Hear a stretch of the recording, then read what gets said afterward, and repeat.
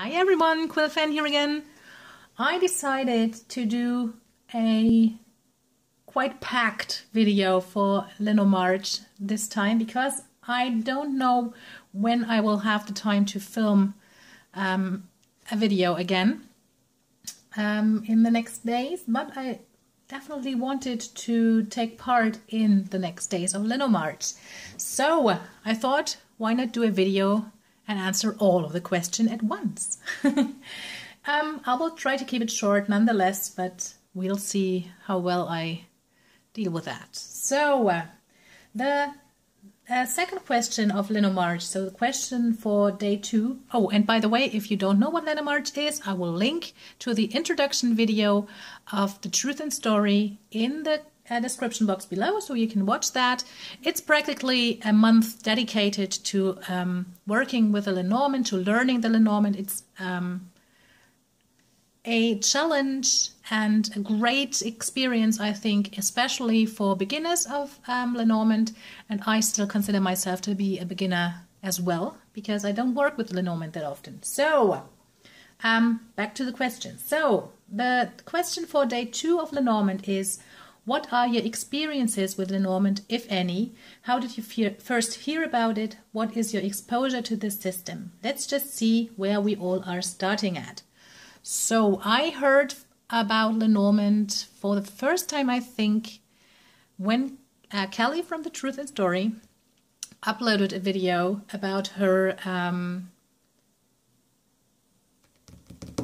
3 Voices reading, I think it was, where she did a reading with the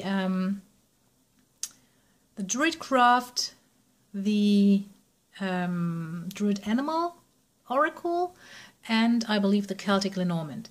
And I fell in love with the Celtic Lenormand, and I think I have heard about Lenormand maybe a couple of videos before that, but it was probably Kelly who kind of nudged me into that direction. So I ordered the Celtic Lenormand, and it was my first deck. I don't use it that much, I have to say, because I usually don't I don't use cards for divination that much, which might sound a bit silly because I love tarot, but it's more for inner work, it's more for reflection and things like that. It's not so much for like true divination, true future telling, if you want to say so. And I usually don't ask that much of practical questions, although I did a couple times with Lenormand, but I don't usually ask the cards for that because I think I can figure it out myself and I can work it out, and I can, it is my decision in the end, in all cases, so I just see where my decisions take me. But again, sometimes I did work with Lenormand, but not that many times. I don't have a lot of issues that I would kind of ask the Lenormand, but that's just me. And whenever it comes up, I love to do it. And I'm starting to get rambly, but just one quick note. I did a couple of the prompts for Storytelling Tea and Tarot. Did a Lenormand challenge last month on Instagram. Oh my goodness, I don't know what that was, but my cat was destroying something. So she did a Lenormand challenge where she really digged deep into using the Lenormand, and I did a couple of the prompts there. I did not post them, but I did them at home. And it was really awesome to see. So I did like I did a reading about a Star Trek episode that I hadn't seen at that point, Star Trek Next Generation, that I hadn't seen, and it was spot on. The reading was spot on. So it is quite fun, and I think I should delve deeper into using Lenormand and be a bit more kind of loosen up a bit and just do it for fun at more points in my life. So this is how I came across Lenormand, Now, the question for the third day is about books. It is, what books on Lenormand do you have? Which do you recommend? Which do you want? Do you even think they are necessary in a system that is at its base seemingly so simple? I do have one Lenormand book, which I got not too long ago, and I haven't even read it. I just like to have a look, or I thought it would be nice to have at least one book to kind of give the base that I think I might actually tweak it a bit here and there, because I already have my personal interpretations or meanings of the cards down pretty much. So if I actually haven't read this book. It was recommended to me, so I don't know if it's awesome or not, just from personal experiences. But again, it was recommended to me, so I think it might be good. But if there are, for example, like meanings in this book that kind of diverse from the one that I use, then I'd probably kind of tweak it. And the book that I kind of learned on, which isn't a book, like a real book, but this is just awesome. This is the booklet that comes with the Celtic Lenormand deck. And it's awesome. It has so much information in it.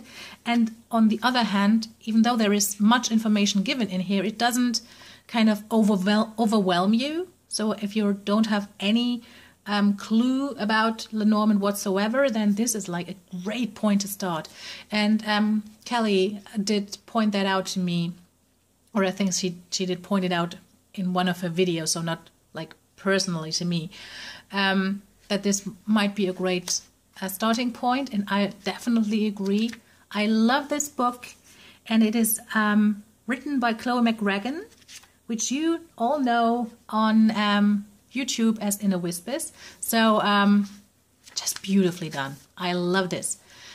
Again, I didn't read this one. I love this one, and I'd highly recommend this booklet in combination with the deck, of course, for beginners, because I really love it. Do I think that you have to have books for Lenormand? Actually, no, I don't. There are you can get quite a lot of information online if you want to, but there's one thing that I think is kind of problematic with researching online only, and that is it can be quite overwhelming, and you cannot end up, I can't talk, you can end up with like hundreds of meanings for just one card. So it is a bit hard to kind of get to the point to find your own meanings for the cards and then stick with it, regardless what you read like next week on another page online. So this is a bit of a downside, but other than that, if you're aware of this problem and you know that you have to kind of find what you like and what you can work with and stick with it, then you really don't need a book. It's not necessary to have a book, I think. Day 4. You see, I'm rushing on here. Day 4 is, what Lenormand decks do you have? What makes a good Lenormand deck for you? So, I only have 3 decks as of yet, and I only bought 2 of them. So, my very first deck was the Celtic Lenormand, which I have here. And the artwork for this deck is by Will Worthington, so it's just stunning, naturally stunning.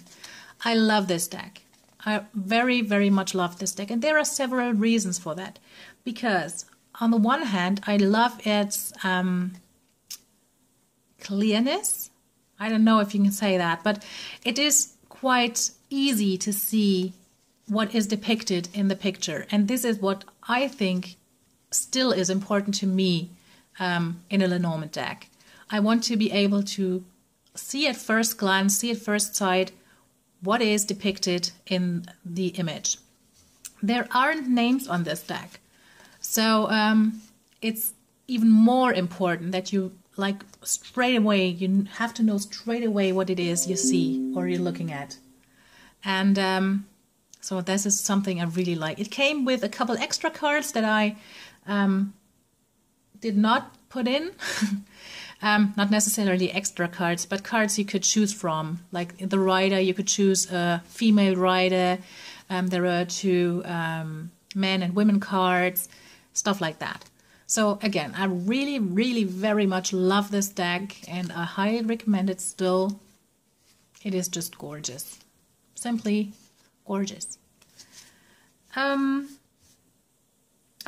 I didn't talk about the second thing I love about this deck. And this is just that it fits so beautifully together with the other Will Worthington decks. So there are a couple cards that really kind of connect these decks together. Like, for example, the house card.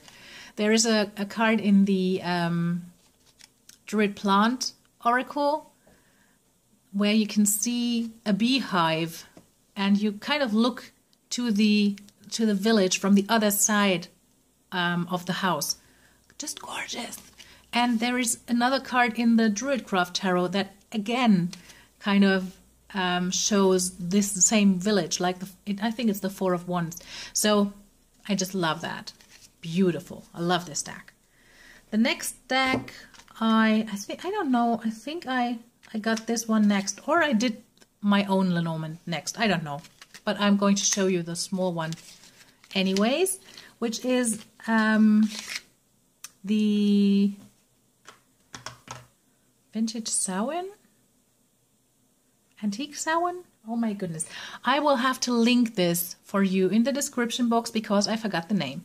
But it is one of those Halloween-y decks, and it definitely is. I chose this backing for it, which I really love. And it is a mini deck because I thought I wanted a mini deck, and I really very much loved these images. And it really does go well with the more darker themed decks. It does go well with the more antique looking decks. I just love it. It is so cute. Oh. It isn't that easy to read because of the muted colors and the darker colors, and it's kind of washed out a bit, but still you really can get everything, and it is just beautiful. Ooh, look at this grumpy moon. Makes me laugh every time. I just like this deck. I think it's very beautiful. The woman card. A witch with her, forgot the name, broom. So this was another deck of mine, and the last one is my very own Lenormand deck that I created a while ago. So I did not buy this one, and I just painted it. It's black and white, and I love it very much. And I like working with it because I love the simplicity of pictures in Lenormand. I don't want to have a deck where I have to think twice about what I am looking at. I don't know if that might change if I'm more comfortable in reading Lenormand, but for now it is just like it is. So I really like looking at a card and knowing exactly what I'm looking at straight away. So these are the decks that I own and that I like. The next question is, what Lenormand deck do you have or have had that didn't work for you, and why? What makes a not so good Lenormand deck for you? I might take a closer look at this mini deck here, because I think what doesn't make a good deck for me is a deck where the actual images kind of are lost, either in either if they are kind of photoshopped with a couple layers on top, or if the colors are too dark, or if they're tweaked and there are too many kind of accessories on the deck or on this image. I don't like that. With this one, this is kind of on the edge, so I really like this one, and I can read with it beautifully. And I can really, I get the images straight away. I don't have to think about it twice. But I think if it was a bit more darker, if it was a bit more kind of filled with the stuff, then it might get complicated. So again, this one still is all right for me, but decks that have too many other stuff, too much other stuff in them is not my cup of tea. Oh, I did edge this little deck. I thought it was quite appropriate. Other than that, I don't own a deck that I don't like, and I never got rid of a deck, of a Lenormand deck. And the last question for this long ramble here is for the 6th day, and this is about what Lenormand decks are on your wish list and why. I do have a couple decks on my wish list, actually, but they are more on a, if I have too much money, then I would love to have a deck like this list, simply because they are actually quite expensive. And usually Lenormand decks aren't that expensive. I mean, it's just 36 card, like in comparison to the 78 cards of tarot, they are usually smaller. So just in production costs, there is less to be expected here. And Lenormand decks usually are less pricey than tarot decks, even the self-published ones. But, so here comes the but. There is a page, it's a UK page actually, but I think the name of the page is French, and this is www.malpertuis.com. Oh, let me have a look before I tell you something wrong. Let me have a look. It's www.malpertuis.co.uk, and there are so many awesome and stunning looking Lenormand decks on this site, and I'm so in love with at least 2 of them. But they are so pricey, and I don't know why, but the shipping cost just from the UK to Germany is quite expensive as well, so it's just not within my reach right now. But if I had to if I had to say or to name a couple of names, I am absolutely in love with the Lothrop, I don't know, Lenormand. From this page, I love, for whatever reason, I don't know why, because it has this kind of medieval art style, so these paintings, with medieval paintings. But I'm in love with the Silson Lenormand, and I am very curious about the wizard-led Lenormand that is coming out somewhere, or is published somewhere I think probably within the next month. But again, they are too pricey for me right now, and so they're not like on top of my list. They're not as important to me that I would kind of save money for them right now. But again, they're just gorgeous decks. And another deck that I have actually, I always wanted to buy, and I don't really know why I didn't, because and maybe it somewhat got lost along the way, was the Alone's Vision Lenormand, which I still have somewhere in my head, but for now, actually, I'm using my own deck and that's it. I'm not even using the Celtic Lenormand that much right now. So I don't know if I'm going to buy other Lenormand decks in the near future.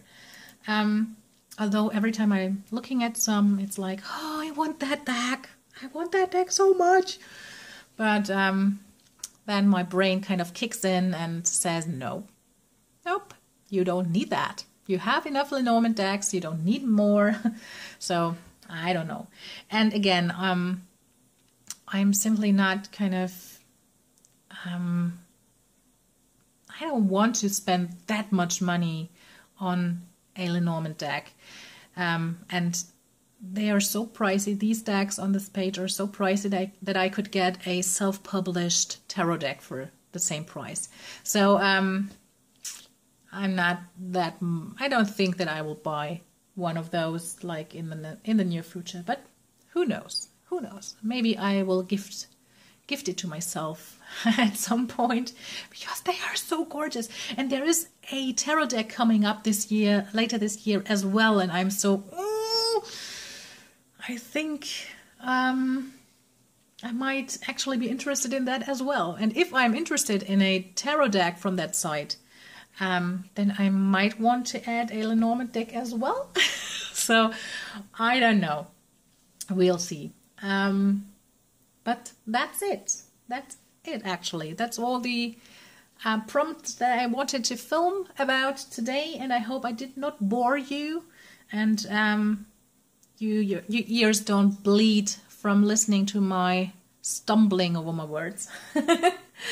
And I just wish you all a gorgeous and beautiful day, and I'm really enjoying watching all of your videos about Lenormarch right now. So it's really fun to watch. And if you're not participating, think about starting, because it's awesome and it's a great opportunity to learn more about tarot. And even for those of you who actually have knowledge of tarot but don't use it that much, it's a great way to get back starting to use it. So I will link all of the important stuff that I talked about in the description box below. I'd love to read your comments. And that's it. I just wish you all a gorgeous day. Bye.